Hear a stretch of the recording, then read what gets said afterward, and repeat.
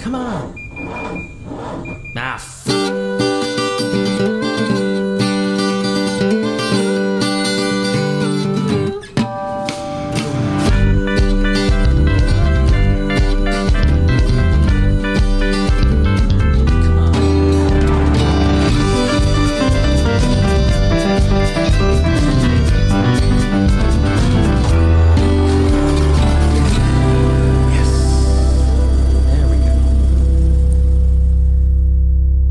What's up, everybody? Welcome back to the only podcast produced by three two-time winners of IMSA's Spirit of the Race Award. You're tuned into the Check Engine podcast.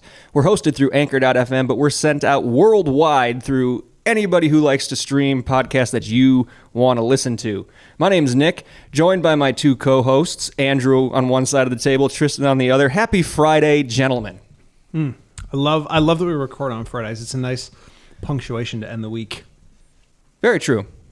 Something Catapulted into the weekend. Yeah, yeah, so something to look forward to during that last day of work. definitely. Especially in the world's longest week, which was for me. Yeah? Yeah. Care to elaborate, or are we going to leave By it to... Tuesday, I had really enjoyed Friday. What? Monday was like Monday, Tuesday, Wednesday. Tuesday was Thursday, Friday, and then Wednesday was some nether realm of hell. Yeah, it was actually similar for me. Yes. I don't know what was going on this week. My week was pretty crazy, too. It was a lot of fire drills this week. More than usual. I immediately thought he meant real ones. I was like, where was I? No, sorry. Business slang for shit that needs to get done right now, ASAP. So, but we can forget about all of that because we're hosting another podcast tonight. It's going to be great. Andrew, you came through kind of in the clutch here with a great topic. Why don't you tee us up and... Sure.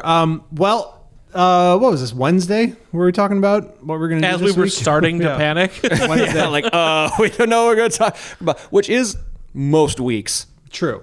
But I thought, and I still think this would be a great idea, I thought I was going to be able to sell the idea of putting each of us in control of GM in 2009. I still am going to make an argument for that on a later date. However... as I was having that discussion, or we were having that discussion, a Chevy Blazer passed me in the other direction. And I thought, actually my first thought, because it was a red one, and I guess maybe I'd never seen one like on the streets. The idea came to you in a blazer of glory? Shut up. Dear God. Can we start over? Yeah, No. Or just erase this. No. What happened was... Yeah, maybe I was just tired from a long week or something, but like the light was hitting it right. And I was like, if it wasn't for the interior of that car, in certain angles, certain lights, maybe it's like a little bit of the baby Lambo truck, right? It looks really good. I think it's fantastic. But there's one thing about it that makes it completely unbuyable. So what if we take the cars that we don't like, or cars that we could like, and change only one thing, and none of this full engine transmission setup. Like, no. One thing to make the car go from bad and unbuyable to good and very buyable. I was super excited when I saw that idea come across because it didn't take that long for me to think of. Like I was done in about 10 minutes. Just coming from the Chicago Auto Show. Yeah. Yes, exactly. Spoiler alert, we often end up in the same chapter, if not on the same page. I didn't restrict myself to like one small item.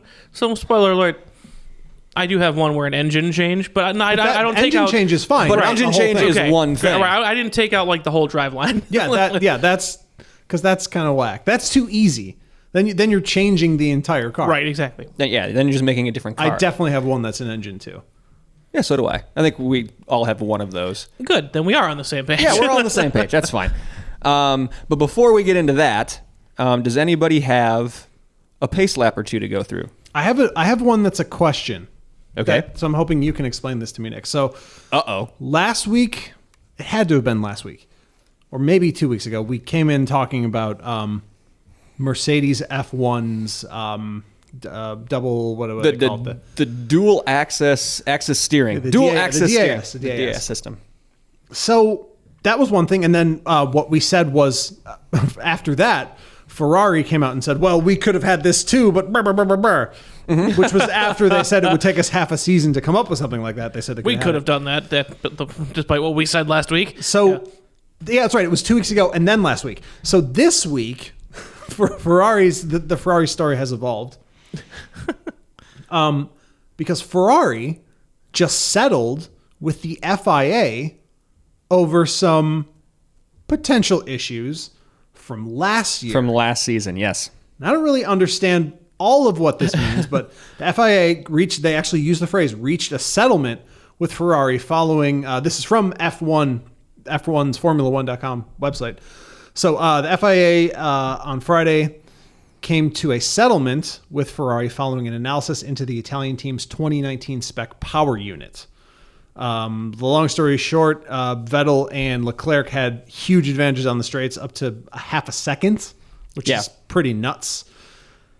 And they didn't release any information on what the settlement was about, what the technology might have been, anything. F1 just said they reached a settlement. So 7 rival teams, a few of them you might know, McLaren, Mercedes, Racing Point, Red Bull, Renault, AlphaTauri, and Williams. Anybody who's not powered with a Ferrari engine. Yes.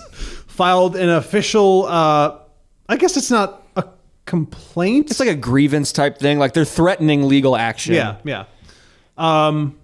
We, the undersigned teams, blah, blah, blah, blah, blah, blah, shocked by their lack of transparency after months of investigations. We strongly object to the FIA reaching a confidential settlement agreement.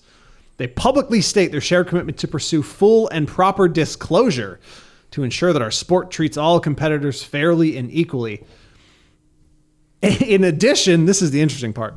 In addition, we reserve our rights to seek legal redress within the FIA's due process and before the competent courts. Yep. That's a really, really strong statement. Yep. In a sport where no one ever says anything. And did you see the FIA's response the next day? No. Here's the article in our bylaws where we're told to do this. Fuck off. Really? Yep. They just listed it out. 4 point this dash this, like verbatim what that article said that allows them to not disclose the information. And then they just basically told them, yeah, fuck off. You can't do anything about it. Oh my God. I can't believe I missed that. Yeah. So nothing's going to happen. That's crazy. The FIA just slammed the door on that real quick. They're not even going to try to file a formal complaint or... Nope. None of the teams. Oh, and then someone might, but they're going to lose. Wow. Yeah, so basically the FIA reached a settlement with Ferrari on something that may or may not have been illegal about their power unit last year. Right. And they're not telling anybody what it was, if it was legal, if it wasn't. and what any of the settlement might have been for it. Yep, they just said, we're not, this is a case closed. Well, what happened? We're not going to tell you. Wow. Ferrari has a lot of pull. They have a lot of pull. For not winning a chip in how many years? Yeah. Was it Raikkonen in 07? Was that the last one, really? Has it been 13 years since they... No. I'll look it up, but it just seems weird that, I guess, okay. So apart from Mercedes and in some ways Red Bull, who really hasn't been the same since their best driver ever left. Well, they haven't been the same since the hybrid power units came out, because that's when Mercedes started taking over. Yeah, but who also else? And also Vettel left. Yeah. Who else besides Ferrari and Mercedes is there? Really? If we're going to talk about the sport. Are you talking about, legacy? Williams has been there forever. Yeah, but no one cares about them anymore. No. So yeah, as far as like major players who actually have a chance to win, it would be Red Bull is the only other team. Right, yeah. I still haven't 2008. 2008. Kimi Räikkönen 2000. Kimi Räikkönen and Felipe Massa for Constructors Championship. That was Constructors. Oh, Constructors, yes. Which would be what Ferrari could technically win. Because Lewis won the Drivers' Championship that year, but Ferrari won the Constructors. Yes, because they had Kimi Räikkönen and Felipe Massa.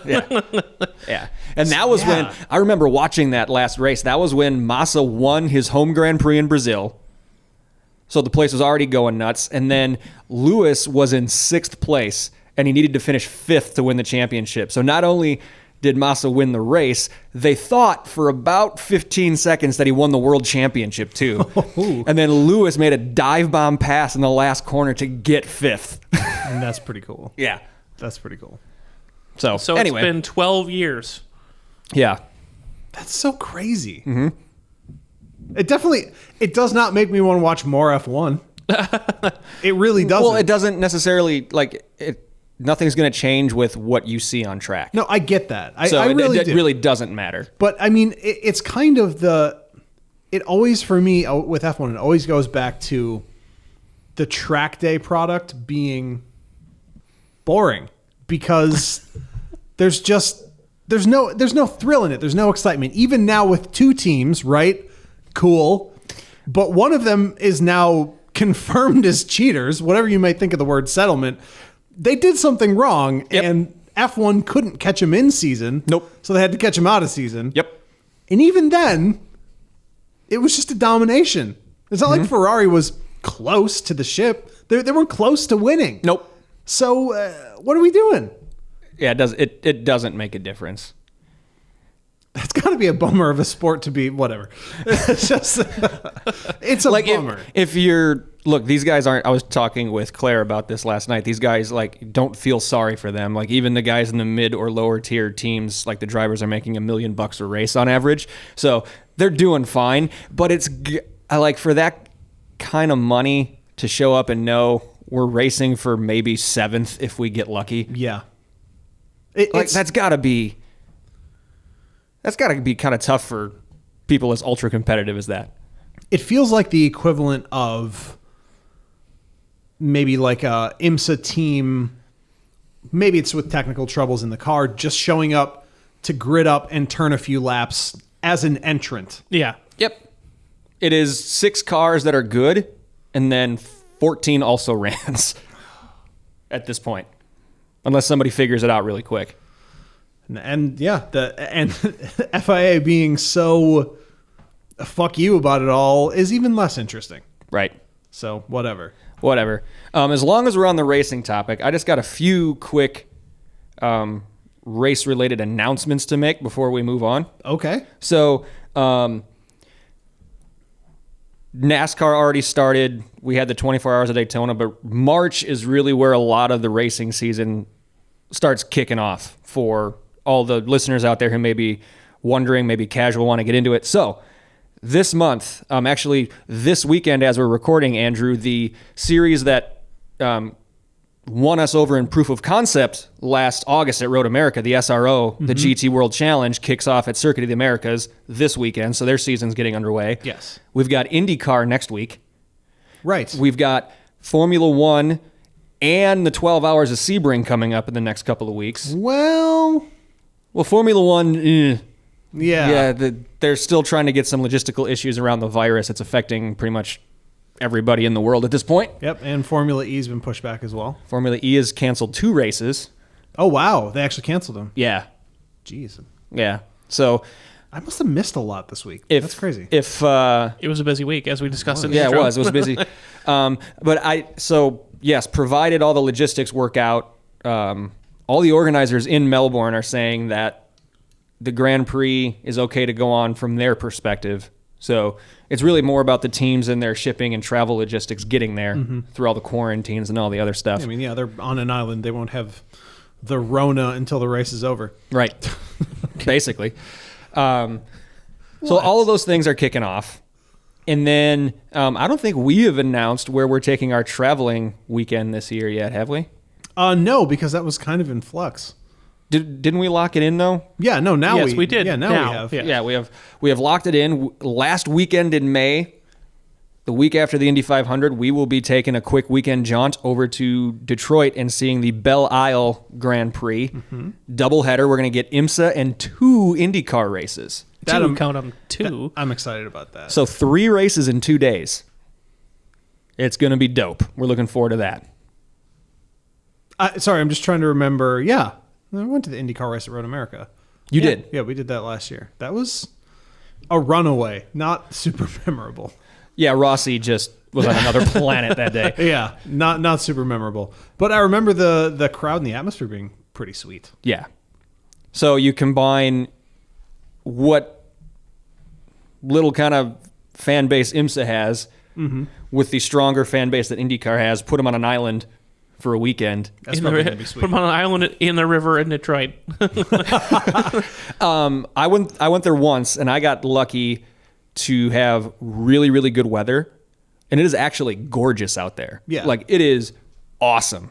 But the Detroit in May, pretty spotty weather. So Sure. definitely pack rain gear. That we will. But yeah, looking forward to doing that in addition to our Road America camp trip and others. So that's all I had. I just wanted to get some of that stuff off. Tristan, you got anything?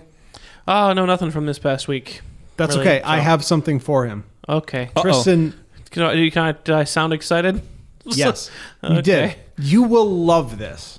It Will I? features, yes, it features your favorite car feature and one of your most favorite current cars. Oh, that's actually one of the ones that I decided to make better. Yeah, that's right. Not by adding a part, by removing one. No, I'm kidding. I didn't, but I thought about it. So you may have heard this news already. Sent shockwaves through the car world. So the Bugatti, a small, nominally Italian car manufacturer, really just VW's it testing French? center for Yeah. all things insane. I don't care. I really don't It's care. French. I I was don't gonna say, care. yeah, Bugatti's French. I so don't care. They put out the Chiron, Yes. but that wasn't good enough. That wasn't 300 miles an hour. It's not that cool. You know what that car needs? A drift stick. Yeah, yes, it does. God. I'm done. I can't car podcast anymore. Actually, cars are not. This is a horse podcast now. Yeah. Appaloosa. Brown. Tennessee walking. Is brown a kind of horse? It's a color report. Cool. Roan. Okay, this is not the Red Dead Redemption podcast either. Anyways, I guess, all right. So technically, it's not a drift stick. It's a knob, isn't it? It's a mode. No. Sport Plus. They have a drift mode. Like the Focus RS. Yes, it's Sport Plus, which for some reason I don't know why they didn't have that on the normal Chiron. Anyways, it will now allow you to drift the 300 mile an hour car. Safe. Are you drifting at 300 miles an hour? Ideally, Up to you. Ideally. I can't think of anything safer. I think we need to call Ken Block to make a Gymkhana video with that right now. Jeez. A 300 mile an hour drift. I don't think it would take much to initiate, just a little. Yeah, no. And immediately on the roof. Yeah, I was going to say, with the Pirelli tires as soon that as- grippy, that's soon not as- going as to go soon as- well at all. You got to put drift tires on it, right? Yeah. As soon as you go sideways and then you go backwards, then you go airborne. like Richard Hammond's Scandinavian flick a few Yeah. years back. Yeah, exactly. That's exactly what's going to happen. Happily leap directly onto its roof. But they've tested this technology in Lamborghinis, so It's fine. Everything Oh, of course. Well, the Italians tested it. right. must work flawlessly. Must work fine. Just can't imagine getting into that. All right, you build this car, right? The successor to the Veyron, which was the car, the peak of automotive achievement for a decade.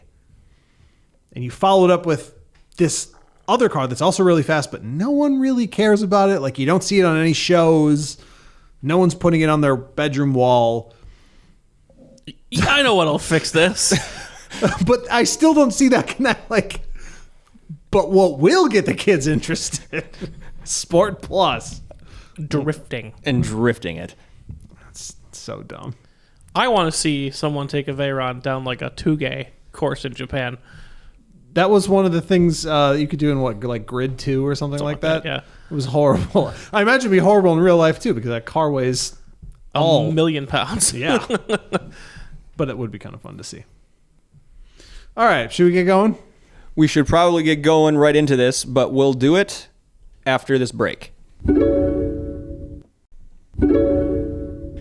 All right, folks, we're back, and we're about to get into the main topic of tonight's episode, which is we each bring 5 cars to the table that we don't like, but if we change one thing, we would want to buy it.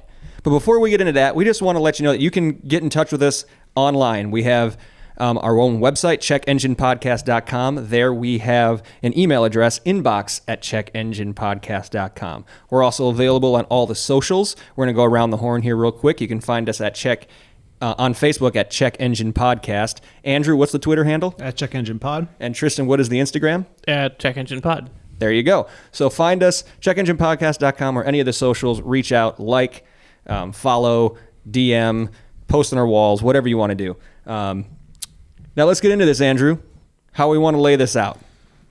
I mean, this is pretty simple. I guess I'll go with an easy example, right? My first car, and it's not the Blazer, because that one takes a little more explaining. Okay. This one is super easy, and it is a car that I do love, but has a major, major problem. It's the new Acura NSX. I love that car. I love the look, the sound, the hybrid tech, all of that. However, this car is a major problem, a problem that has been emphasized in the past year. It's too expensive. This car is the price. It starts at $160,000. And then Chevy came in and said, no, it's over for that. We can do that for half the price. So here's what I'm thinking in my head. Even if, let's say the top C8 is $120,000, that means that Acura would have to drop at least $30,000 off of their price to be within a reasonable distance. And I think you have to drop the price of a base model Acura off the NSX to make it make sense now. That is that car's biggest Or problem. you need to sell them an NSX and another Acura for that price. That might be a better idea. Bundling, like the cable company. Buy one, get one. I like that more. It's less realistic, but that is the biggest problem with that car. It is so over for the $160,000 NSX because the regular C8 is going to match this NSX around a track. That's a foregone conclusion at this point. Yeah, absolutely. They're going to have to do something because what you got to remember, Acura, in my mind, cannot do nothing with this car. They've set their advertising campaign to connect directly to the racing team, directly to the NSX. They're selling their top trim SUVs and cars by building them in the NSX factory. They're linking everything through this car. The very through that factory. definition of a Halo car. Absolutely. And it's not selling, by the way. How could it? No one's buying them. How could it? Honestly, it's too much. That is that car's biggest problem, and that's what needs to be Do we fixed. know how much, I guess we can probably look it up, the price of the original, the first or second gen NSXs, in comparison to the market, where obviously they would be less expensive just because of, inflation and whatnot. But I haven't, but Yeah, that would be a lot of is it a calculating. is it a consistent theme for Acura? Do we think that this car, just because it is their Halo, they're just going to skyrocket the price on, or is this one for whatever reason just overdoing it? sorry, I'm trying to figure. Okay, so the original NSX was 62,000. What year? Late 80s, early 90s? 91. Okay. 91. I don't know. So 30 years of inflation. Which it's I not have no idea how to double figure though. out. It's not. Yeah, it's I not don't double. think so. And I do understand, the hybrid tech. It is a more complex car than the base C8. But no matter what they jam in that higher tier C8, it's not going to be. I mean, it may be twice the price of the base. It's not going to be 2.5 times. So I would No. doubt that math works out. yeah. So if Acura, if you want to continue on this path, there's one thing that has to happen with that car, and it has to be the price. It has to drop. So what do they do to drop the price? How much do you think they're building in for margin there? Or is it all because of just how complex it is to build? I think Hey, let's take out the hybrid tech and knock 20 grand off? you have to sell as a loss leader. I think you have to lose money on that car. I think they've made that choice already. You think they're selling it for 160,000? No, I think that's what their marketing is. And if they want to continue to sell it, they're going to have to drop the price. I guess that Yes. choice has been made for them.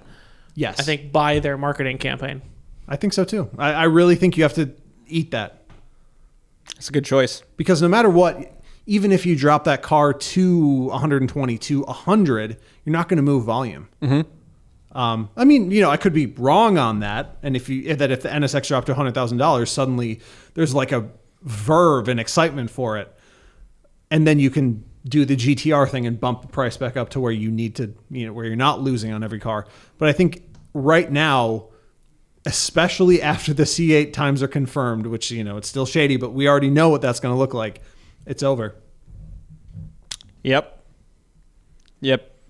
Acura's got one foot in the grave with that car. Which is kind of sad because I do like it so much. I love it. I love it. Yeah, it's not to say I don't like it, but it's not realistic to buy one at that price. I pledged my allegiance to Honda Acura after the whole Corvette racing debacle last year. Like that, I love seeing that car succeed on the racetrack and everything, and it looks great in person. So awesome. great. It was awesome. So that's a good one. I'm going to go next because I have one that's kind of along the same theme. Yeah, So we're the just gonna- C8, we know. Nope. Is that not one of yours? Genuinely? No, it is Engine one, but back in the front. it is, but I'm saving it for later. Okay, all right. My bad. No, the price thing. Oh, okay. The price thing. Sure. So we just saw one at the Chicago Auto Show. I think we mentioned it on our show review episode. The Lexus RCF Track Edition. Yes. It was sitting on that turntable, the white with the carbon fiber. Oh, it's pretty. Oh, it's gorgeous. I know It is gorgeous. people memed on that grill for so long. I mean, they were always wrong about the Lexus grill. It was always kind of cool, and especially in that car now. Oh my god. Yeah, with the performance parts on it, they lowered it, the splitter, the whole thing. But for the fact that they couldn't just bump it up just to 500 or 510, like it was like 493 Yeah. or whatever it was, like, and then like that's still fine. But not for $97,675. Totally. You drop the price 15 to 20 grand on that thing, and you will not be able to keep them on lots. I totally agree.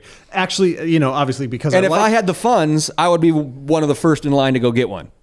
because it's that little twist on like it's I guess in a sense a muscle car, right? Big V8, rear wheel drive, Yeah. but it's cooler. It's like it's the suave. It was one. more refined. Yeah. It's like if James Bond and Muscle Car got together. Definitely. Yeah. Definitely. You're I exactly right. adored everything about it until we saw that little placard on the side that said the price, and we're like, whoa.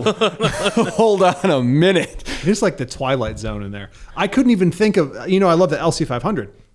Same thing. I couldn't think of a price. We just talked about the LFA last week. Yeah, that's true. Like, I could not think of a price of the car, so that's why I it's left it out. systemic with Lexus. They make really good stuff, and then they don't allow anybody to actually buy it. I've made this, but you can't have it. Exactly. Peasant. But that's the thing. Even if, exactly like I said, if you spent that on that car, no one's going to spend that on that car. Yeah, I can't even complete that thought. No one's spending that. Maybe like the top like Lexus fanboys who are like the ones like the BMW owners who have like the sweater vests and the coffee mugs and the cups and all that and the hats and all of the gear and the seat cushion covers and all that kind of stuff. Maybe those people. Do those exist for Lexus though? If they do, they would be the only people who would buy that car for that price. We need to look at races this year because I would question that because again Lexus is trying. Like they have a big booth at every IMSA race we've been to the last 3 they years. really do, and they even have like VIP areas at a lot of Totally. them where you can bring your like Lexus. a Lexus Corral. Yeah. Are they full? Like we got to We really do pay closer attention to it. because I think if you have $100,000 and the want for matching polos, you're gonna just buy the BMW, aren't you? You're gonna buy the Yes. No, totally. They've priced themselves right into BMW territory. Yeah, and I think they get stomped there. Not the track edition, maybe though. That's the thing. Yeah. Oh, you're so right about that car. Like the RCF, sure. Mm-hmm. But the RCF track edition, yeah, that's a different story. But just drop the price a tad to make it accessible for people. or something. Yeah. Tristan, what do you got? I don't have excessive price, but I do have. I'm going to have two in a row that are the polar opposites of each other. Okay. The first one is the Cherokee. Okay, what's wrong with the Cherokee? Like the new one? Yes. Okay. It has 1,000% too much transmission. Is that a 10-speed or whatever? It's a 9-speed. It's a 9-speed automatic. That is too many. I test drove one, and it's just it's all over the place. Like, and it's not like it doesn't ever figure out that clever trick. Like, I've driven the 8-speed transmission in the Ram 1500. I've driven it in the Grand Cherokee, and that's a far cleverer transmission. It will know that, hey, he's in relaxed cruising mode. I'm going to skip a gear, and it'll shift as many times as a 5-speed, but into the right gear for what you need. Right. The 9-speed transmission is just like a rabid weasel, just like running around, shifting gears at its least whim, and it's annoying. That's interesting. That you I would should say never that. buy one. Because this week, actually, when I was driving home, there's just a horrible plague of people passing on the right through intersections in Milwaukee. Yes. It's the primary mode of transportation for assholes in that city. There's a guy in a Cherokee behind me, 4 or 5 car lengths, as we're starting at a green light. He pass you on the right and go, bap, bap, bap, bap, bap, bap, on his way. No, but I looked at him in my rearview mirror, verified where he was as the light was turning green. I was going forward. Very suddenly, his car was at my window. And then it was weird as he passed. Like, you could see the shifts. Like, it was just kind of like, because obviously he was, had his foot down and then took his foot off. And it was just kind of like, it looked jerky. Like, Yes, because it's dumb. Yeah. It doesn't predict well. So you'll hammer it, and it'll race up through the gears. Then when you let off, it's the worst on the turbocharged engines because it has a bunch of turbo spool that doesn't know what to do with. Yeah. So it'll keep you up on the revs in a low gear and whir, and then spin itself out when you let off the gas, and then go dit, all the way up That's to what it all the seemed way like up was to ninth happening. gear. Yeah, it was very weird. And it's atrocious. It's atrocious. And like I said, that car has now, my other problem with that initially, they fixed this, was that it only came with that 2.4 liter Tiger Shark engine, and that's garbage. Sharks don't rar. Tiger Sharks do. It's a Tiger. It's garbage in that vehicle. When you put it in my sister's car, much smaller, the Renegade. Yeah, Renegade. The Brenegade.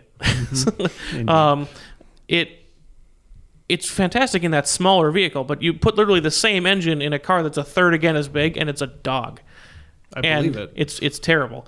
But they fixed that. They actually optioned the Pentastar V6 from the Grand Cherokee for the most, workaday Cherokee, and then they've got the new 2-liter turbo, which is like almost 280 horsepower.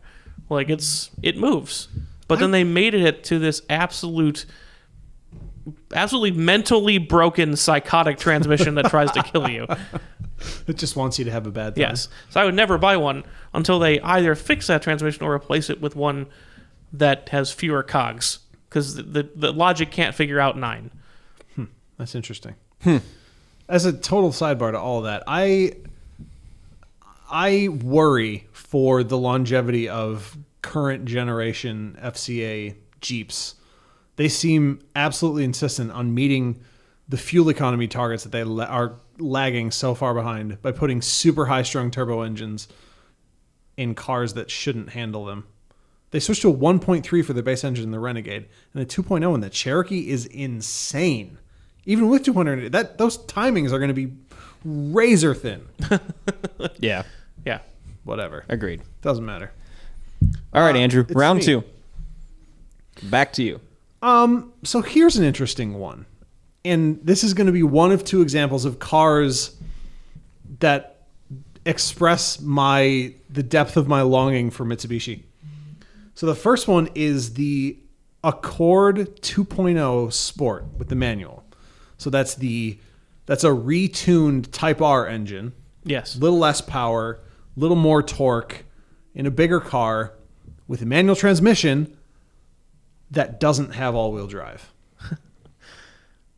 This car should have all-wheel drive, and I get why they don't. They don't. Honda doesn't really do all-wheel drive performance cars, and I think everyone in the automobile industry is completely petrified to go up against the WRX. Mike, so it's the Accord, so it's the bigger one. It's bigger. It would be going against the Legacy, Yeah, that's actually a good point. which is kind of an open spot. It If you're would be going for a against performance, because Subaru's dropped the performance Legacies.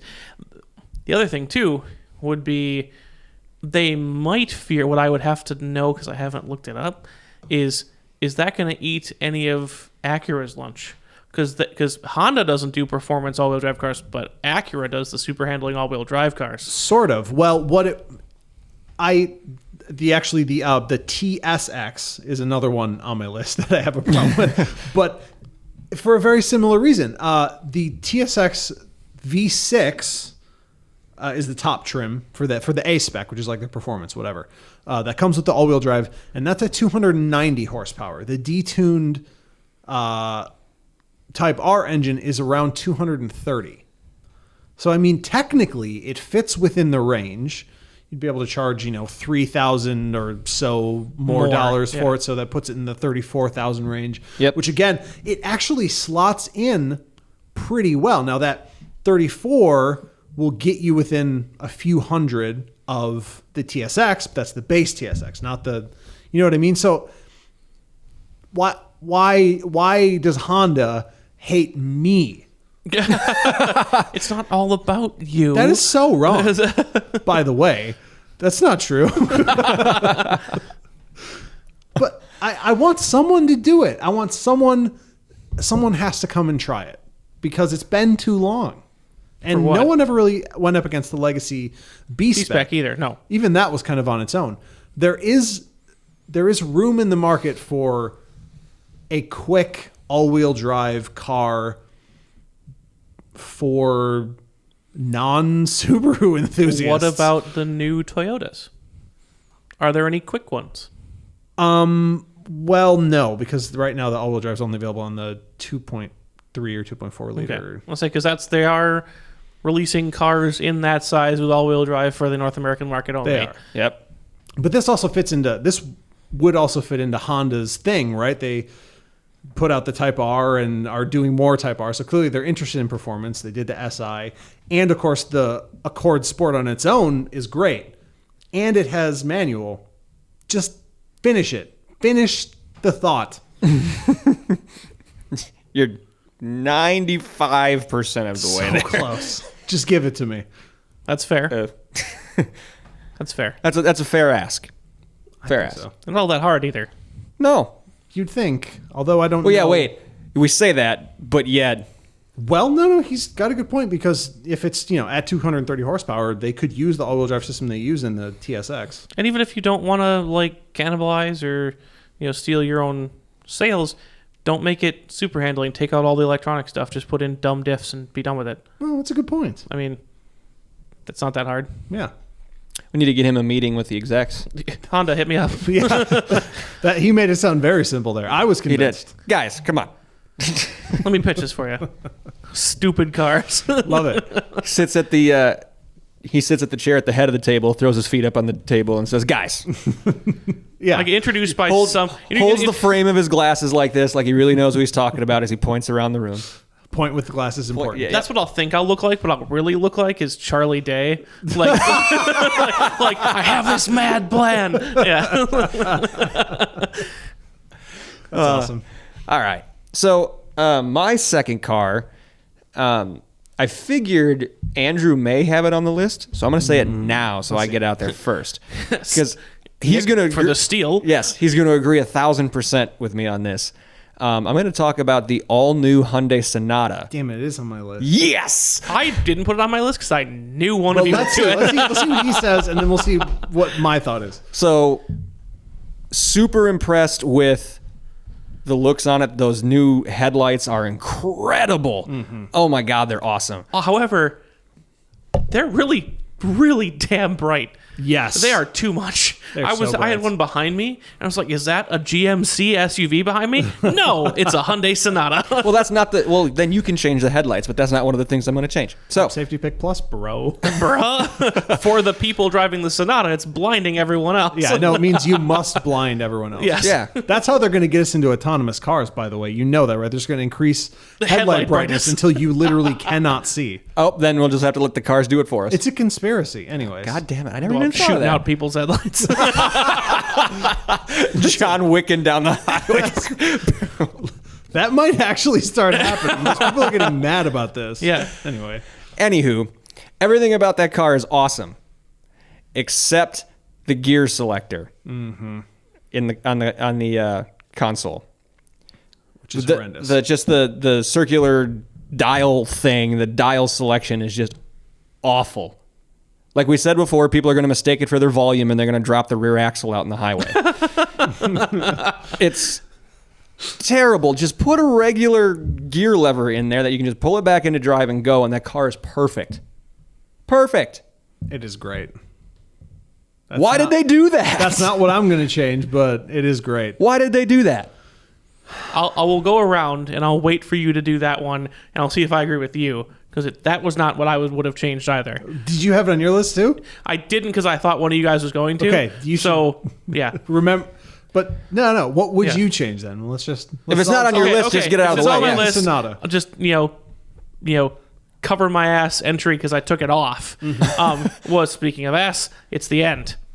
The I don't, back ass I end? don't like the last 6 inches of that car. I actually seeing it in the metal on the road, whatever you want to say.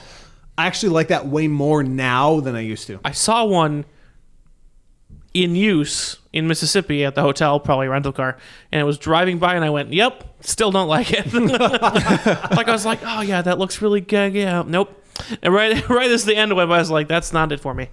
But yeah, I would change the last 6 inches of that car, and more particularly just that little like extra lip by the taillights, even to get more specific. So Okay. All right, Andrew, like you might as well just roll Yeah, into might it as if it's well on your as list. Just real quick. So, yeah, I get the transmission thing. Fine. But this is another car or a car that has the wrong engine in it. And I think they're going to fix this. I think they're going to actually do specifically Fix it. what I'm going to mention. This car needs the 250 horsepower version of the N engine. This car needs to be fast. And they have a Sonata N line planned. Whether that gets power or not doesn't matter. But the top trim of the Sonata now only has 180 horsepower. Get out of here. Seriously. Get out of here. That's the limited 180 horsepower. It's the same engine that's in the Kona, or the same tuning of the 1.6 that's in the Kona. This car should be fast. which is enough for the Kona. Yeah, and they've done quick versions of this. They've had the 2.0 turbo version of it for Yeah. years. So I think this is going to happen. They just need to do it now. Put that N engine in more stuff, starting with this. And I think that they should, to use a way overused phrase, I heard it like 9 times at work this week. They need to strike while the iron's hot. Yes. Yeah. With like the car is new, and they missed out by not releasing like the top version at the same time, even if not release it, announcing. Yeah. Like, hey, here's a new Sonata. You can drive it today, but look what's coming. Yeah. That would hype the car. Definitely. And they've sort of done it like, oh yes, maybe no. Just But would it hype the car, or would it just make people hold off for the better version? Would it just tank the initial sales? I honestly That's the risk. in my opinion, the Sonata now is in the same category as Camry and Accord in Right. that You're going to get people just buying them because they're cars. Yeah, and the people who had that car last time because they switched to Hyundai 5 years ago and thought it was great will go get the next one. It's sort of iterative. We're getting confirmation from the local Sonata owner. Yes. Well, yeah, I mean, that's what needs to happen with that car. Well, there you go. Three different spins. We can go back to Tristan. Oh, we got to go back to Tristan to get his Yeah. actual second car. So for mine, I went with the 2020 Civic. Okay.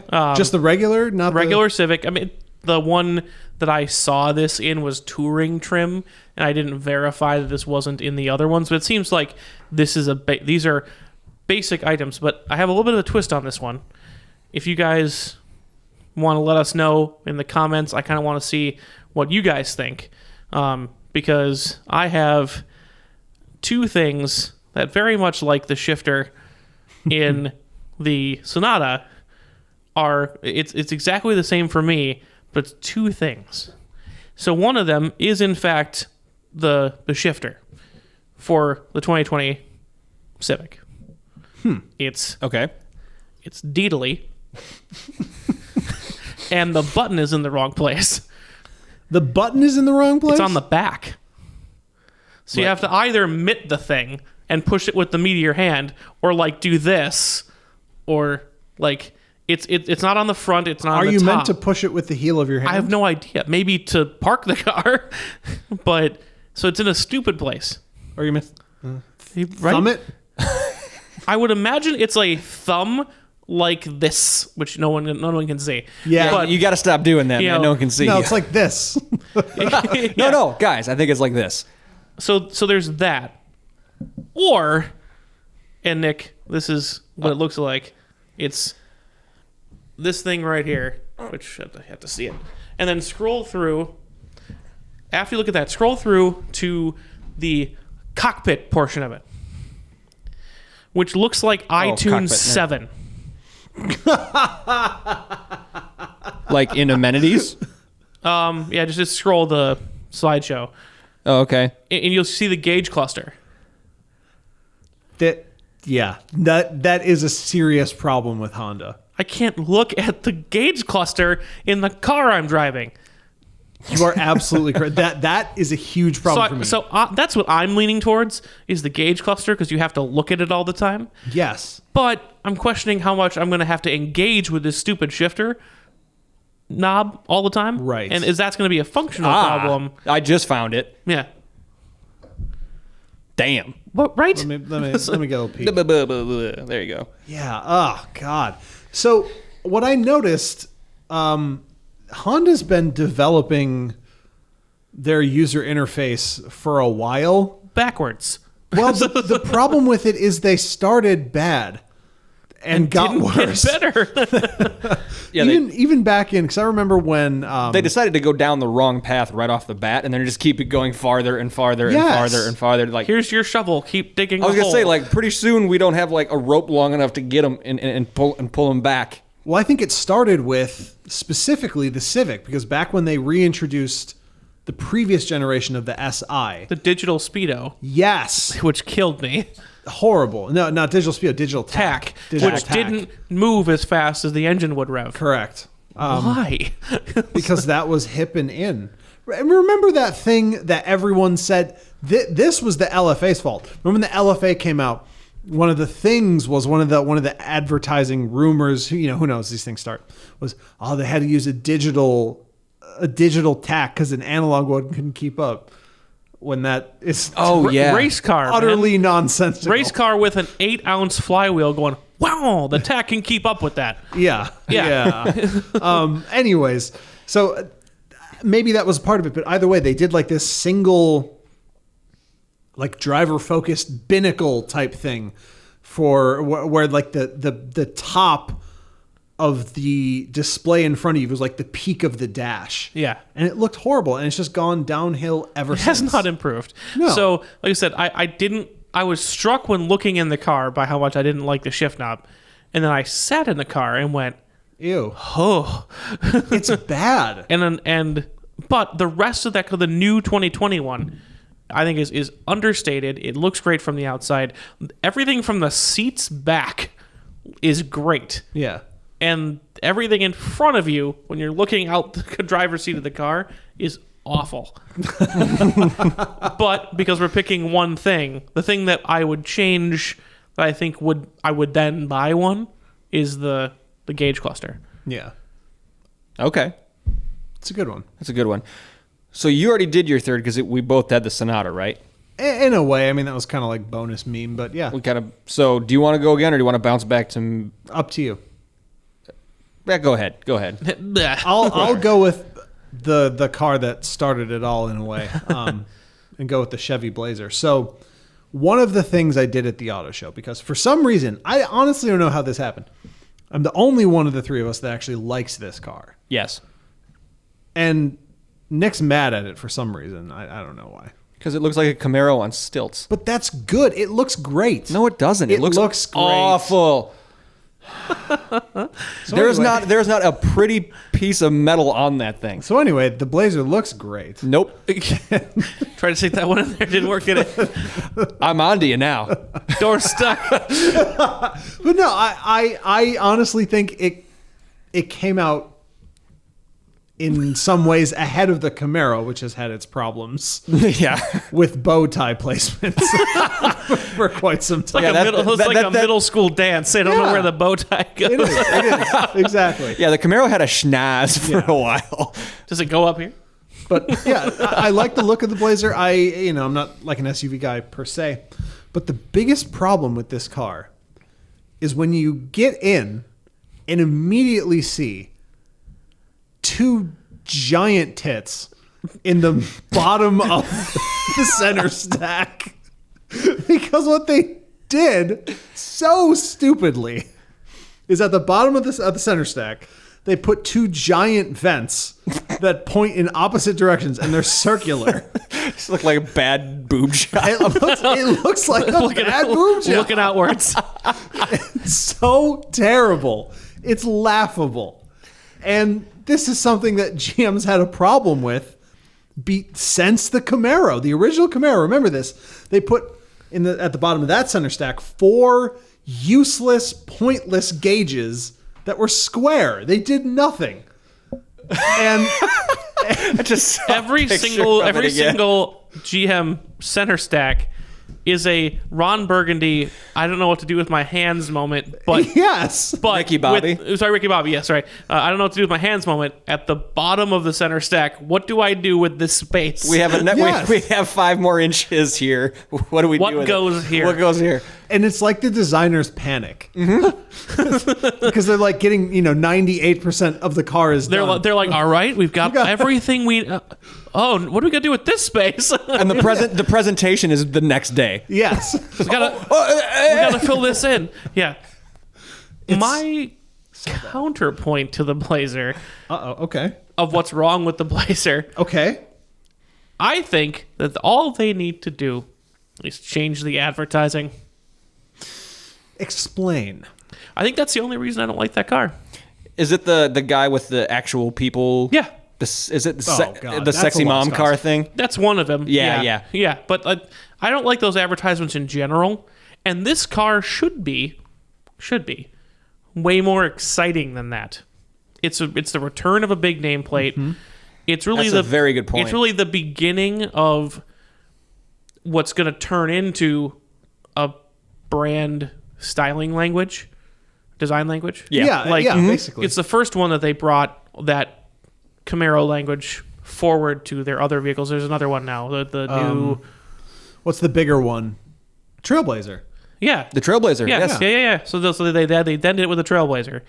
And there should be this advertise, but literally it's the same as a Cruise or a 1500 Silverado. Like, the advertising is identical, and it's just as annoying. That's a good point. But, someone headlined an article, maybe it was Jalopnik or something that I saw linked on Jalopnik, that Chevy knows that everybody hates those Real People commercials. And they do it anyway. Yeah, they do them anyway. Yeah.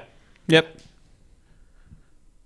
I wonder if it's just because they got to run out the contract with the ad agency Or that guy. or that dude. one guy. Like we signed him for 200 of these. Okay, but wait though, did you notice that after that article came out, they subtly tweaked the formula and got kids involved to try to make it cutesy, to try to make it funny? Do you know what any of these words mean? Because you're a stupid child. looking at- Don't worry. The stupid adults don't know either.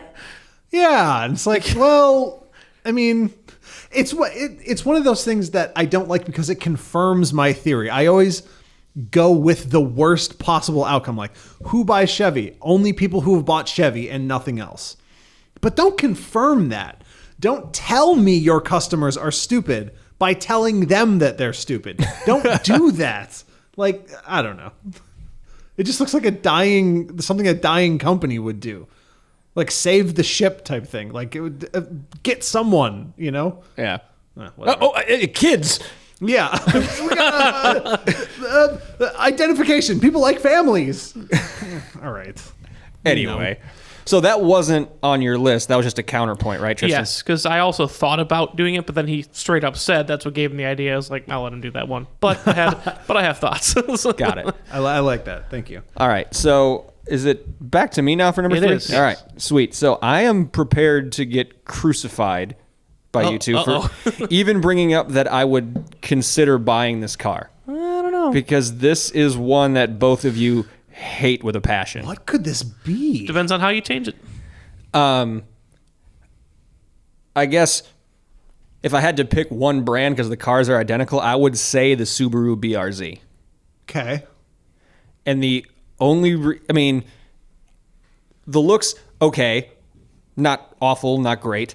But the idea of an affordable rear-wheel drive manual, It's proven to front work engine with sport other car. companies. Yeah. Yes. I know, Tristan, you didn't like the interior when you sat in it. Yeah, it was super cheap. Super cheap. My one change on this car, it just needs more horsepower. At the top end, the top spec has 205 Yes. And like 9 torque. and 9 torque. I think Get it's like it? 160 something. Like Yeah, very, very it's low. very low. Get it to, 250 is a nice round number. I could even live with like 235 to 240. And that would be a damn nice sporty little car to go get. But yeah, I think that's my problem with that car. That's everyone's problem. In general, is not even just the power. I think it's that they tried to make it, and this was very, very, very well highlighted on many forms of media, on the Top Gear TV show, on the reviews that I read about it. They tried to make it fun, but it's like when companies try to turn a profit by firing people and selling their buildings. Yeah. It's not actually turning a profit if you have to cheat. It's also not making the car fun if to make it fun you put a sports car on Prius tires. Yeah. If you put that car on sticky sport tires, you will not be able to break the rear wheels loose. You won't be able to slide it. It will be zero fun because you have no power. Right. And it's the committee approach to a gimmick. Yes. Is what I think looking back, Yeah. that's what we can say. Whoever it was that thought up the idea for this car, the root of that idea was sports car and Prius tires. Swell. Have a blast. But then they built the rest of the car and then advertised it like that wasn't the core idea, which that was dumb. Yeah. Yeah. I would have had that one on my list too, but I thought this might be a little perverse.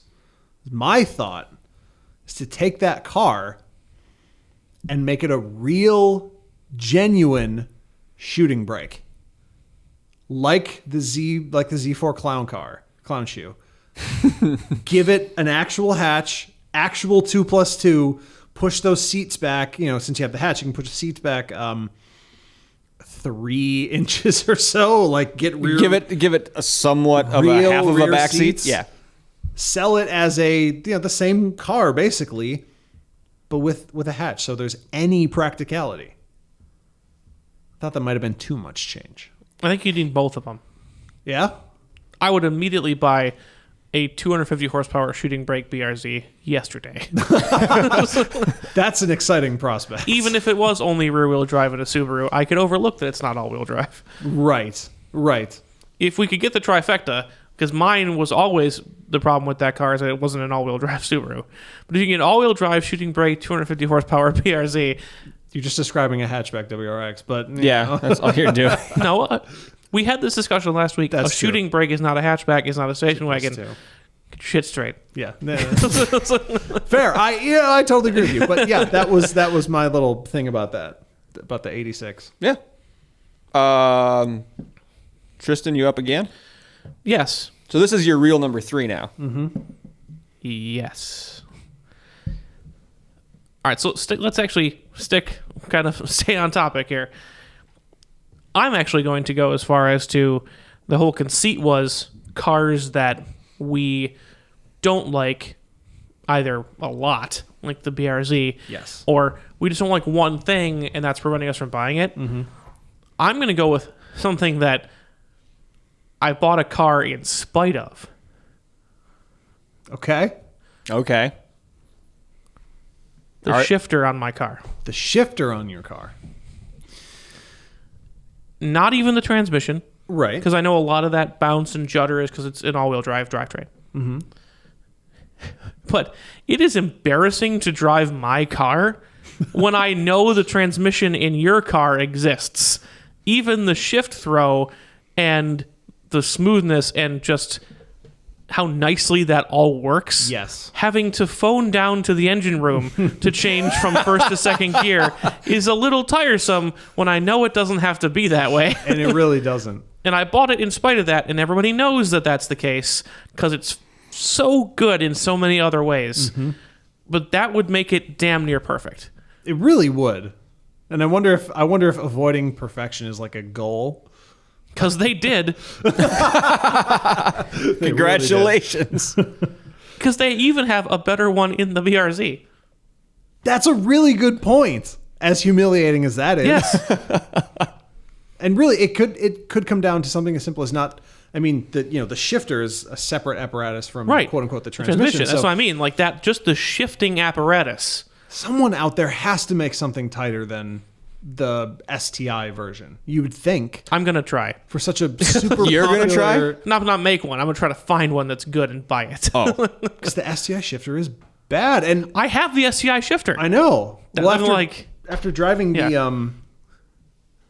the Crosstrek, the manual Crosstrek, which has the same transmission as the WRX, the same shifting mechanism as the WRX standard. but that one was That's an actual tractor. hilariously bad. No, I did have to get out and go to the back seat to find second. It's not there. hit. It's not there. There's no bottom. It felt like falling. That's how far back it is. Inception. You're waking up from Inception to get to second gear. Exactly. It's terrible. Yeah. That is the worst part of that car. I actually have something else. for that car? I know exactly that what it car. is. I don't know if you do. I do. I don't know if you do. Let me try to see if I can guess. Okay. The trunk release. No. It's something even more asinine. Because I've gotten over that, but I still know it's a problem. That is a huge that is a reason why I would never buy the car. But I wrote a whole blog about it. So Yes. I feel like everyone knows that one. The funny version is the fuel tank being on the wrong side. Oh, shut up. That bothers me so much. You have no idea. It's on the same side on every car I've ever owned. That does not matter. Because you've owned Subarus. The I passenger. have owned so many I know. other things, I'm Nick. kidding. Listen, the passenger side is the wrong side to fill your car up on. It goes against the laws of man and nature. Well, that's not just a Subaru issue, though. No, it's not. It's a Tons of cars have this problem. Chevy issue and a BMW issue and an Audi issue and a Ford issue. Yeah. Everybody but Hyundai issue, it would seem. Toyota. I don't drive Toyotas, so I don't know. Anyways, the fuel filler on the driver's side is the godly place for the fuel filler to be. And although we give them a lot of... Do we also not fill up on Sundays? That would be work, Nicholas. That's what I'm saying. That's what I'm getting at. I refuse to comment. However, although we do give them a lot of crap, the absolute best type of gas cap is the one that Ford has, where there isn't one. And you just... That's Put wrong. it in. That's wrong. Anyways, but that's not seriously. I can't genuinely say that would prevent me from buying a car. However, it is a serious consideration at like the 90% mark. That is so far down the list. It's not that far down. For Where me. I don't even think about it. Right, so even though should. I Why? fill my car regularly because I've got a relatively long commute, Yes. I still look and check on the gas gauge which side it's on because I don't know. Because of me? Because of my doubts? No, just because of I don't think about where the gas cap is that much. And you wouldn't have to think about it if it was on the proper side of the car. If it was always on the right side of the car like it should be, you're right, I wouldn't have to think about it. That's not what it is. What's your problem with it being on the right? Oh, it's incorrect. Why? Objectively. Why? It's objectively wrong. Show your It's work. subjectively It's like, wrong. no, it's objectively wrong. It's like saying the sun rises in the south. It's just not true. But gas, It is at really, but really gas far fillers northern on the right latitudes. are true, so it's Yeah, not but they're in the objectively wrong, wrong. But they're in the wrong place. Because Listen, I don't write these facts. That's just the way it is. That's sorry. That's just the way it is.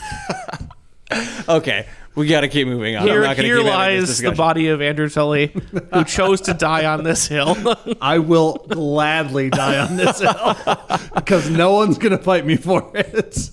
Set up a picnic and die of old age on that hill because I'm not going up there. That's exactly right. In all seriousness, though, one of the main issues that keeps me from seriously considering the WRX is not the fuel filler cap, but it is the suspension. Really? Yes. Because that's one of my favorite parts. My issue with that car, and I think what would massively improve it, is an adaptable suspension. Well, yeah, but then it's going to cost as much as an STI. That's not true. Look at the mechanical adaptable suspension that's in the current N, Veloster N. It's all mechanical. It's not, Magna Ride or anything like that. The ability to go from, I guess, sport, which would probably be something close to what it is in like its normal mode, to just a 25% softening makes a world of difference in the N. Because there's like a track mode, which is insane, and you're never going to use that on the road anyway. You'll die. But, the sport mode is basically the default of any sporty car.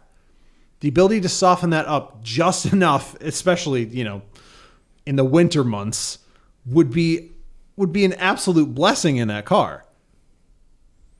And that is a thing that I think about now because I now too have a much longer commute than I did. Right. And my car is brutal. It's absolutely horrendous to drive my car.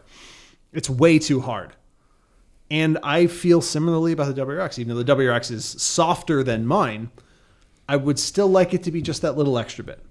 And like to choose to have it that way. Which is fair. I mean, I think having driven even longer all the way out to Sun Prairie, I don't think that you end up with this weird in between where there's entirely, it's things that you think are bone jarring, but then you realize I've driven in it for an hour and I'm not tired of this. Like, sure, would I want to drive to Florida? Probably not. It's a long way, but even as like 3.5, 4 hours to Door County, we've done it on icy, potholed roads. It doesn't become exhausting.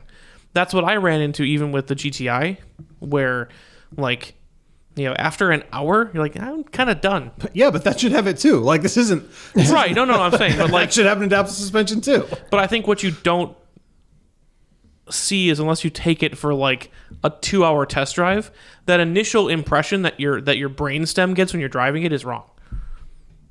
So I think they can add that cost.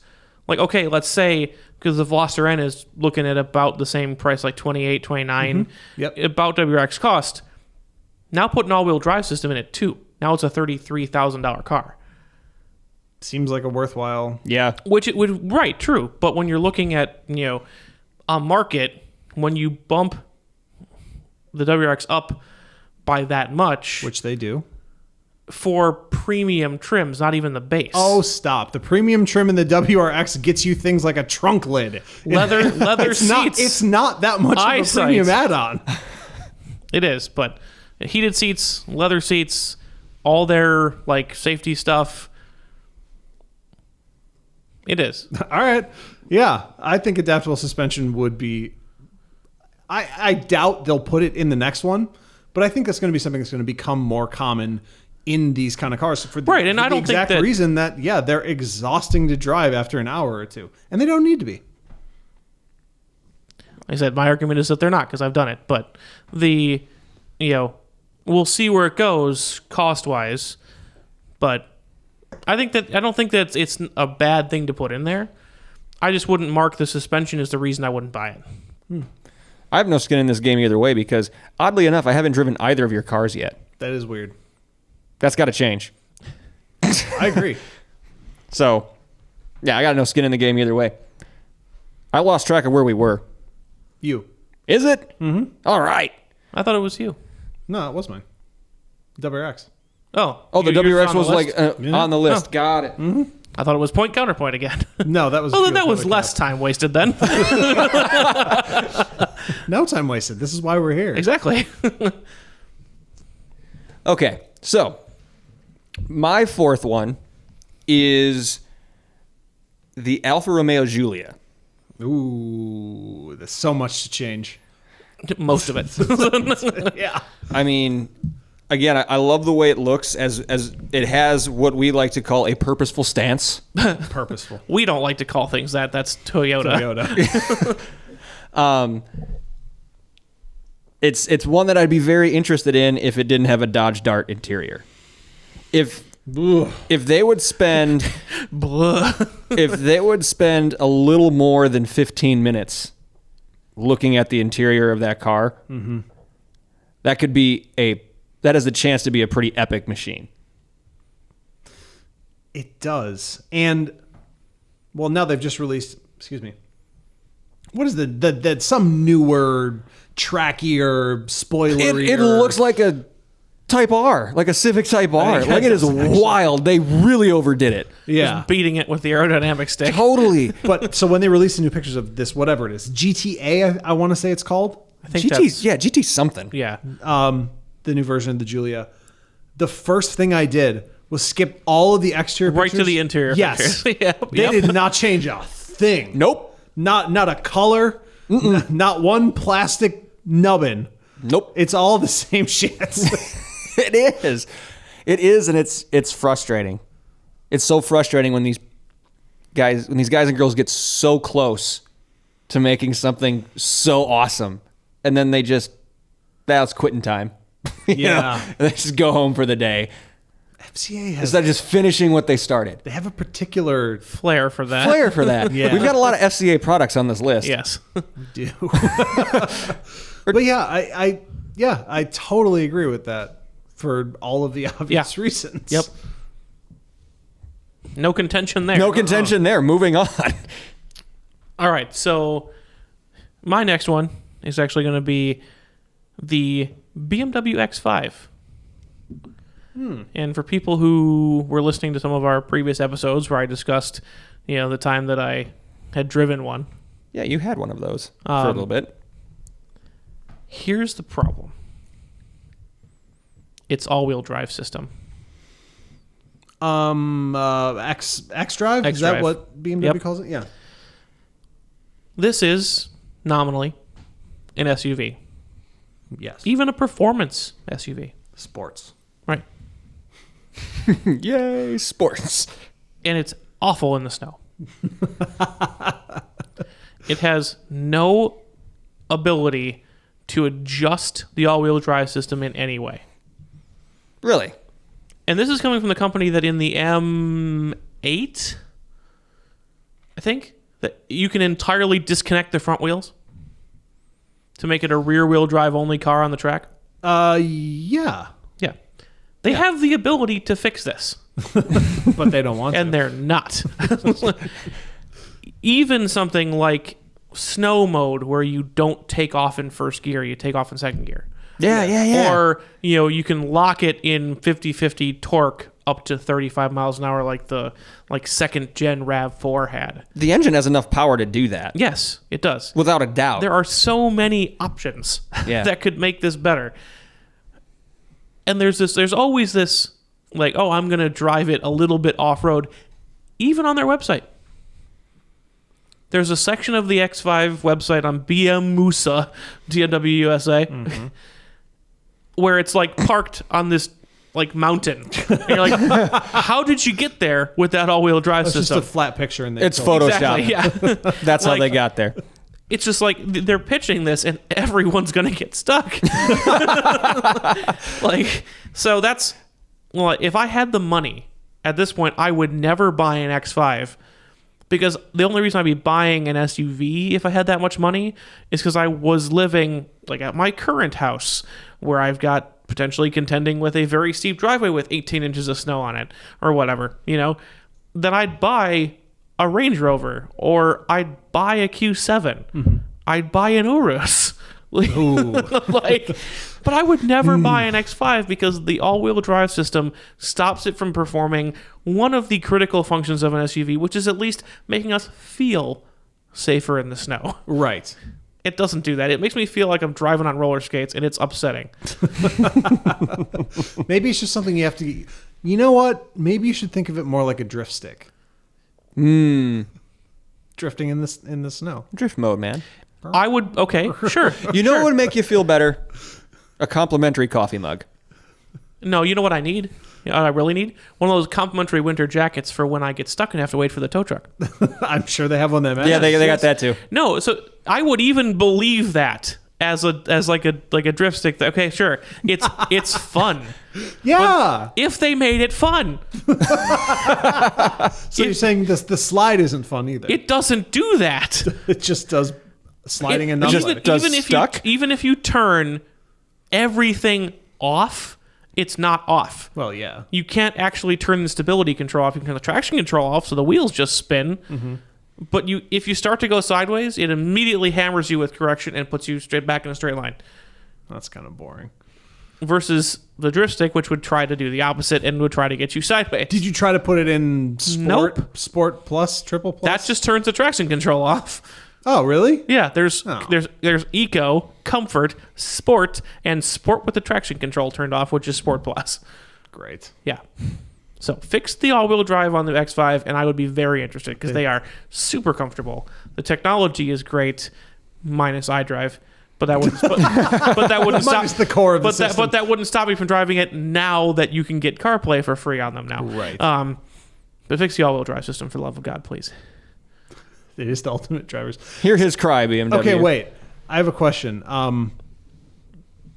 Allegedly, BMW released a new logo. Yes. How is that a new logo? Well, it's flat. What? A flat aesthetic. What? Like iOS 11. It's the same logo. It's the same logo. You guys, it's the same logo. Why are we indulging this? But it's flat. No, it's not. It's not. It's the same. Is there a difference? Yes. Yes. What is the difference? Put them side by side. No. The only way to describe it is one is flat. And if you don't know what that means, I can't help you. All right, fine. We'll pull this up while Yeah. So no, one of them looks like Google's materials design or like the iOS 10 and 11 aesthetic got a hold of it, or Play School. BMW's new flat logo is everything that's wrong with modern logo Is that design The Verge? From The Voyage. Yeah, I read that one. From a place that basically only reports on PewDiePie. Sounds great. Sorry, I'm going through BMW's page. Oh, listen, buddy, let me tell you a little something. Wait, is it gray? The gray background too? Like the gray background on the Rondel instead of Yes. black? Well, I don't know if that's just the ping. See, that's my question. Yeah. That looks no. It is a gray background. Yeah. So it looks like it was put together in like with word art. I in genuinely Excel. genuinely thought the gray background was a mistake. Yeah. Oh, this is trash. And it is new and different. It is new and different. I actually thought it was a mistake Nope. because I saw it once on Twitter and was like, "Oh, that's a weird. They screwed that up." They posted that wrong. Yeah, Yeah. like they just posted the one with the invisible background. Yeah. Nope. You idiots. That's pretty funny. All right, Andrew. Last but not least. Last but not least. Now, this is a car that I do kind of want to buy, but I still have a problem with it. And it's the Acura TLX. Okay. And once again, it's kind of a car in that sweet spot in that it has a more comfortable suspension. It has, quote unquote, sporting pretenses, I guess. But my issue with it is the top tier has only 290 horsepower. out of a V6 that probably isn't doing a whole lot of work. They couldn't make it 300. They couldn't give the TLX A spec 300 and just call it a day, because that's going to give you some pretty damn sharp performance out of an all-wheel drive system and a V6 that's still not going to be working really hard. Just let's go. Let's give the Audis a little scare. So what would it take? And I don't know, like, I'm not expecting either of you to know this. But just to throw it out in the universe, what would it take to get an engine from 296 to 300? What kind The of right gas. I was gonna say, what are you going to tweak?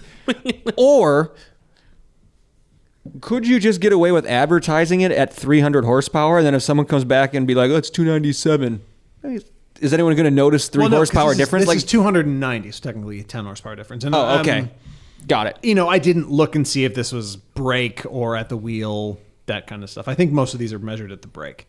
Yeah. Yeah, But yeah, what it just seems they advertise that number on the TLX homepage as being like, ooh, V6 290 horsepower, and it even in that ad comes across as like, oh, really? no, that's it. Yeah. Oh. I mean, maybe blame that on the horsepower wars or like the inflation of power that we've seen in the past couple of Yeah, years. because but- we've used the increases in engine technology not to improve mileage, but power. Right, Yeah. right. Yeah, exactly. It just comes across as kind of eh. And especially now that it really dates the engine in that car. And I don't know much about the V6, but I'll bet you that's an old engine. 290. You got to have a V6 to get that? Wasteful. For shame. That's true. Really? No, I'm No, I get it. Yeah, like you can Yeah. get way more out of a V6 now. I mean, Definitely. it's even like a 4-cylinder car with a turbo. I was gonna say with a good turbo on it. is 250, 260 Or, easy. Sorry, the Type R. The Type R engine slides right in here. Just saying, Yeah. Slides in real nice. It makes the car seem older than it is because it has a great redesign. Looks, Yeah. oh my God, that fantastic on the road. That car looks so But I think good. that, and I is think this the that car sums that- it up. Is this though. the car that they do that special paint on as well? Yep. That to get those numbers, this car is still using a V6 when a lot of other cars are using big 4s Yes.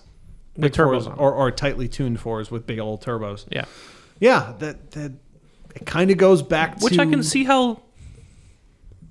You can see how they got there. Well, and especially if you're trying to like pitch it as more of a luxury sports sedan, where you don't want something making a vacuum cleaner sound under the hood to get Right. 290 horsepower. You know, like sure, Yeah, and it's kind of that thing. It just feels like the last grasp of what used to be the old thing where people would be like, "Oh, I went and bought a really nice car. It's an Acura." And you're like, "Oh, what kind?" And you're like, "Yep, an Acura." And you're like, "No, what car?" "Yeah, it's an Acura." That's an Acura. yeah, that's the one. Yeah, that one Acura. And then you went out there and it's got the V6 badge in the back, and they're like, "Oh, okay. Now I see what kind of person we're dealing with." That's what this car seems like. And this car should not have that feel to it, especially to go all the way back to where we started. If Acura is going to link this car through the NSX to the peak of their brand, I was gonna Yes. to the public through there. you can't have a 290 horsepower car built and painted with NSX paint. That's dumb. Agreed. truth. Preach. That's it. That was the end. That was the sermon. Amen. Amen. All right. My last car on my list, my fifth. I think you guys know what it is. No, tell me. What could it be, Nick? The Corvette C8. And what would you change, Nick? The name. Okay, well, that's not what I expected, but Well, it is. No, because I thought he was going to say engine placement. I know. Because here's why. The car is an amazing car. It is an NSX for half the price. Everything about it is awesome. But what isn't it, Nick? Not a Corvette. Yeah, see. Strongly disagree. Not a Corvette. Call it anything else. Anything else. But it's a Corvette. But it's not What would you call it? anything else. Did you not just hear? You would call it the anything? Sure. Else. Anything else? Anything else? What about the Firebird? Bring that nameplate back. Pontiac. They killed Pontiac. That could still be a Chevrolet Firebird. It's fine. Take the Corvette off and just call it a Stingray. No. Anything. Anything but Corvette. Okay, but honestly,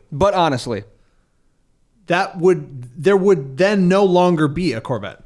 Corvette would be gone. It's not another car and this. Either this is a Corvette or there's no Corvette. Then I would take no Corvette.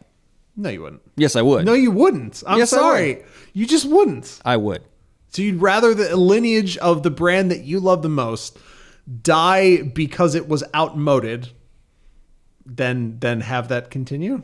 Yeah, because everything about the new Corvette makes perfect sense, except for the name. I don't understand it. I don't understand the argument you're making. You don't have to. I don't care. But I want you to explain it to me. I just did a wants million to know. times. I've done it since it was announced last year.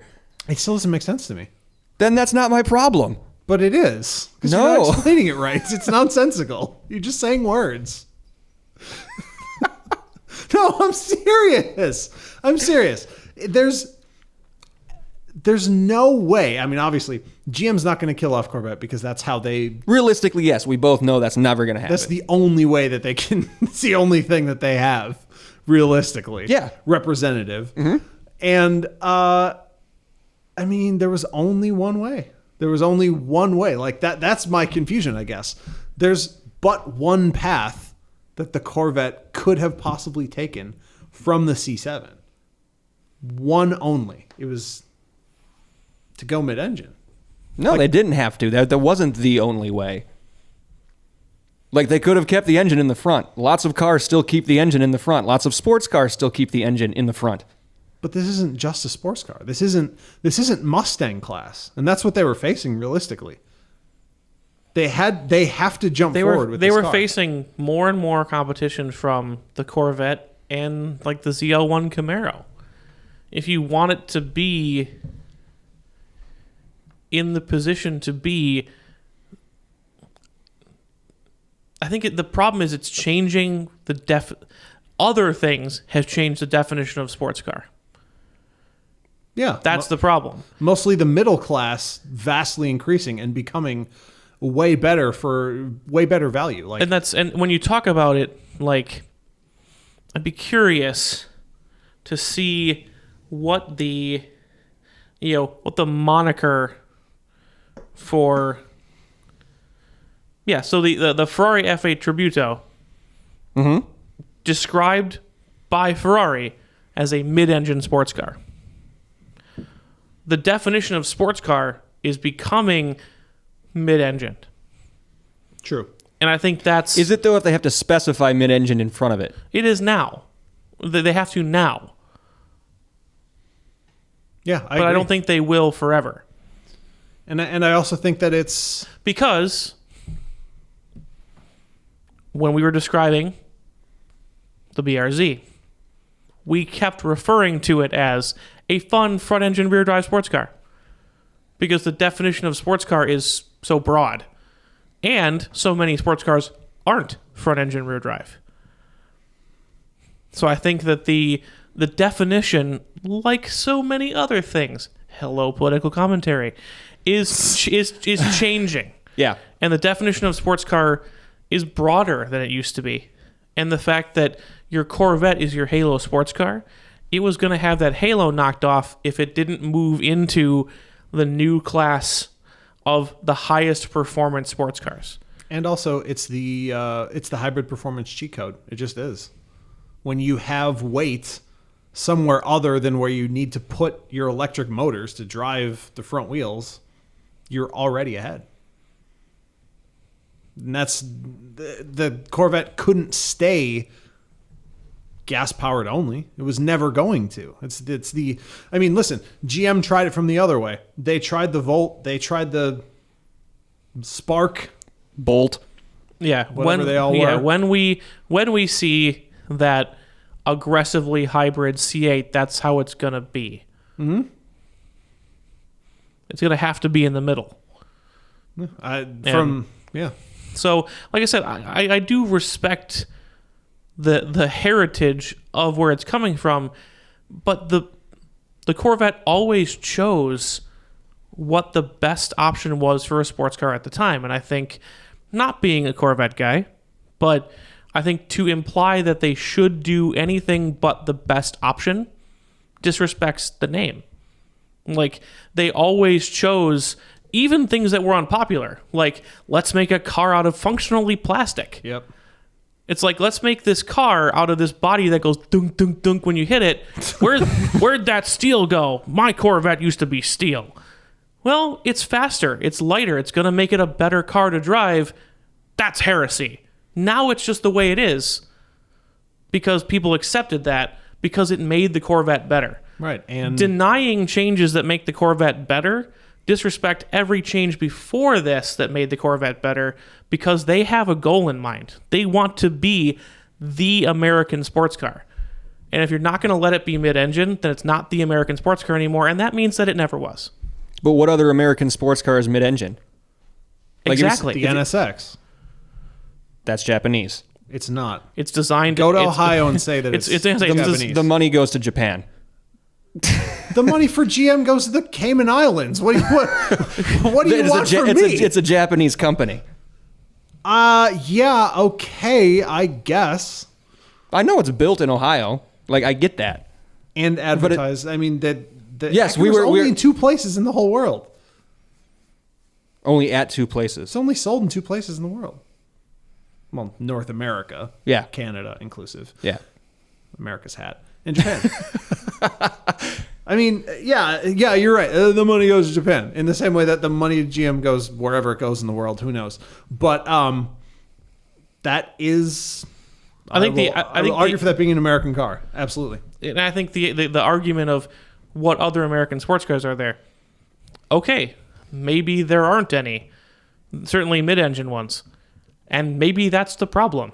And also think about it this way. If the C8 comes out as an iterative front engine, rear drive, blah-de-blah, the Mustang and all its new hyper-speed versions is eventually going to catch it. They're close. They were close. Now they're no longer going to be closer onto track because they've stuck to the traditional thing. And I really don't think, as much as, that's always been the thing, like, ooh, Corvette versus Mustang. It's never really been a competition in the modern era. It's Mustang versus Camaro. Yeah. Exactly. That's just as it should be. Yeah. Because that's that's for the traditionalists. Yeah, absolutely. And the Corvettes, when you look at your IMSA lineup, what's racing in the same class as Corvettes? 911. Mm-hmm. And which BMW. in that spec is actually technically mid-engine because they move the motor forward. They move the motor, yeah. Yeah. And the BMW. Mm-hmm. How did the BMWs do? Finished 1-2 in Daytona this year. And last year. Mm-hmm. And then the rest of the season? Look up the stats. I don't know. No. They won the biggest race of the year. The Porsches won the championship. Yes. Right, but we always know that Daytona doesn't mean anything because people sandbag at the RAR. BOP starts later. And everybody's hit by it, and that's what it ends up being. When you put these cars on a track without them being race cars, an M4 or whatever they're Z4s now, M8. M8. Oh, yeah. that's right. That's the big class. Yes, they're not going to beat any of the Corvettes, much less the mid-engine ones. Plus, I really don't think I don't think that's the fight that you want as a Corvette owner. Because it's always been like those silly shirts. Yes. Like corner's better than a Ferrari. Well, it won't anymore, because the Ferraris are mid-engine. The handle's better than a Porsche, right? Was it or whatever? Whatever it was. It's like none of these things are going to be as good because they're going to be stuck even in the early 2000s with front rear layouts. And plus, at the end of the day, like I said, I really don't think that's the end.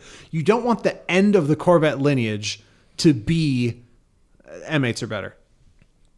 At least in my mind. You got to do something to avoid that comparison to going up against M Division with the Ford Mustang right on your ass in track times and drag times. That's not the way you want that car to go out, because that's a dead vehicle.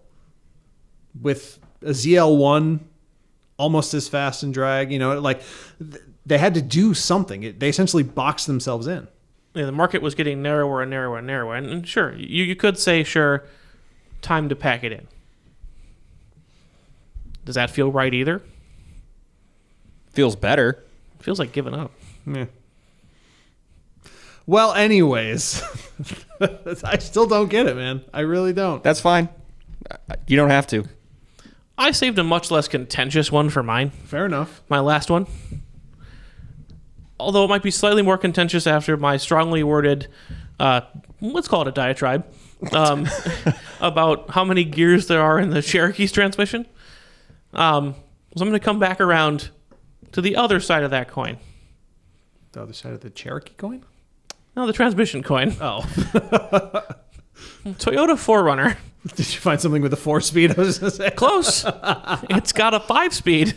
Great. In this day and age, 7 is where it is. You don't need more than that, and you almost can't have less than that. Because you talk about seeing the shifts. I was driving behind one, and I would have sworn it was manual. Because it was like... Wait, do they make those? Because they make the Tacoma in manual. I don't think the 4Runner's in manual. I don't think so either. I have no idea. And not the TRD Pro. Well, yeah. Yeah, which is what this was. The gaps in those ratios, you could drive another 4Runner through. You got to tighten that up a little bit. But didn't that car only get CarPlay like 2 years ago? That's what I mean, though. It needs to be modernized, and I think the best place to start is the transmission, because that's going to impact. Why do they disrespect that car so much? Because they don't have to. That's probably true. People just buy them. Yeah. They just buy them, and then they buy more. They don't have to care about it. No, the thing is, they buy one, and then they convince other people to buy one because they drive it until it has like 200,000 miles on it. That's true. You know what? You're probably right. The longevity is the selling point on that. Which- There's a Toyota. It's going to run forever. Which, sure, maybe that's what they're keeping with the 5-speed. Yeah. But you can see it's bad to drive without actually test driving it. My brother bought a new one last year and had it 4 months.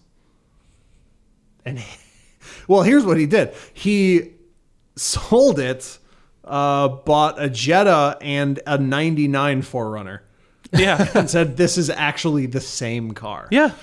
And I was like, well, Probably he's the like, same no. transmission. This is the same car. Like everything.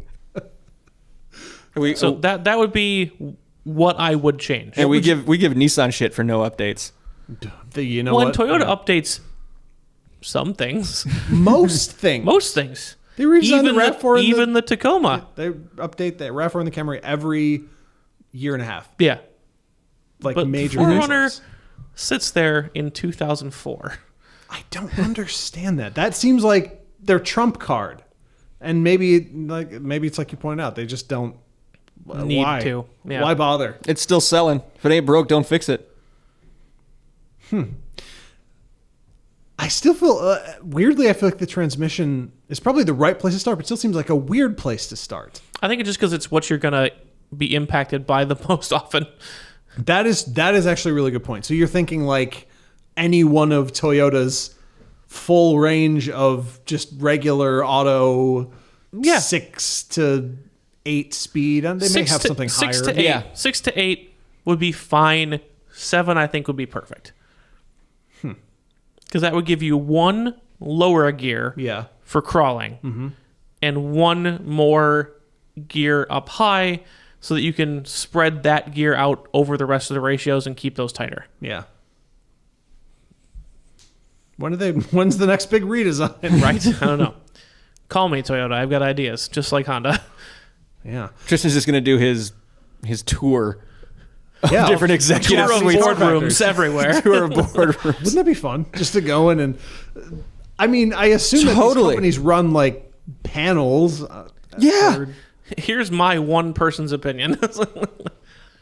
Well, we could probably come up with a list of opinions we all agree upon. It's true. And we can take it in on a united front. Consultants, Consult. automotive consultants. I'm gonna Google search that. Automotive design consultants. There you go. You need another word. Automotive. That sounds more legit. Automotive performance consultants. Design. Let's stay with design. Okay, all right. Because performance can kind of roll up into design. That's true. That's true. Anyways, so that no one steal our idea for our business idea. Right there. We put it on the That we podcast. just put out. That's ours. We claim it. Patent pending. I don't think that works on the internet. Sometimes all you need to prove is first use case. See? Tonight. Senior Done. management over here. Mm-hmm. Don't micro dab. If we're micro dabbing, we got to get out of here. Yeah, let's do that. Thanks for sticking with us, everybody. We appreciate you tuning in. We say it all the time. We don't want you to just listen. We want you to interact. We already talked about the socials. We've been asking for your questions on air for like a year, and nobody gave a shit. And then we put out 2 messages on Facebook, and we've got enough to do a whole episode. Woo. So thank you for that. We learned our lesson. Say silly us. Silly us. I'm actually really excited for that. That's going to be a great episode. excited. And thank you for everyone who sent in.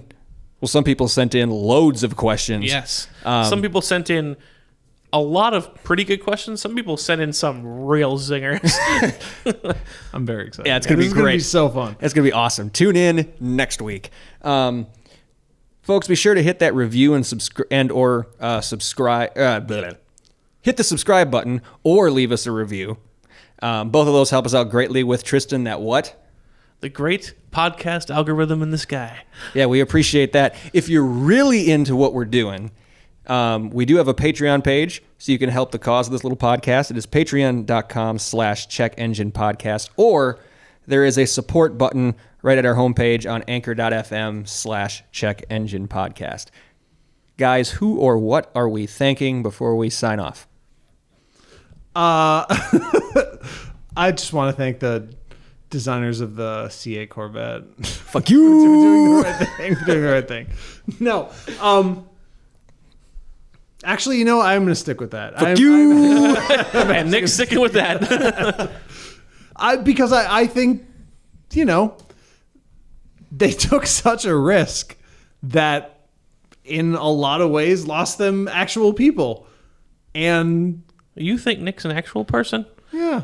Good for But you. he's not alone. He's definitely it's not a big alone. admission for you. In everything. Yeah, just admitting someone else as an actual people. In everything that he said, step. he's far from alone. Oh, yeah. So, and we had talks with Corvette owners sort of at the end of last season, last race season, which was before. I feel like the impact has been felt now. Like the inevitable, Yes.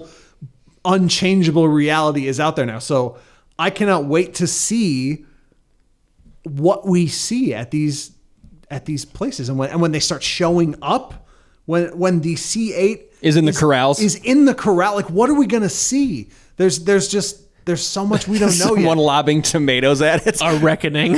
Is it going to be a crowd of people? Is it going to be no one? I mean, Are they going to be slowly bullied into the corner of the corral by the other Corvettes? I don't know. I mean, think about how full those get at Yes. places like Watkins, even at Road America. Like, And I can just see the guy at the Corvette corral entrance. You, not you. Not you. you go over there. You go to the Ferrari corral. But no, really, there's something here. There's still excitement. There's still momentum, and someone made this decision. Whoever that initial person was who made the decision that this had to be this way, they got to be thanked. Right. Tristan? I want to thank the cloud. As someone who spent the last week at work just spinning through devices, made my life very much easier this week. So thank you. It's also where we host the podcast. So True. helpful. There you go. I would like to thank the Tully family. I'd like to thank Andrew, and I'd like to thank Meg. So, folks, each one of the hosts rotates being responsible for the food because we record in the evening, so we eat and then as a group, and then we record this thing. And every time it's Andrew and Meg's turn, they also host us every week. They go balls to the walls. Like, I pick up pizza, or we go and run and grab Buffalo Wild Wings or Culver's. We show up and they've got like 97 pots and every burner on the stove going, and they got like this choreographed dance going through the kitchen, and just an incredible meal every time. We made pasta. It was so good. You have to realize It's the effort part of it. to Nick, toasting is cooking. Yeah, I don't cook. Poor guy. Well, it's our pleasure. So thank you guys for the hospitality every week and the meals every third week. You're welcome. And thank you to all you listeners for tuning in, because we love hearing from you. We love interacting with you, and we love doing this for you. And we cannot wait to talk to you again. But until then, take care.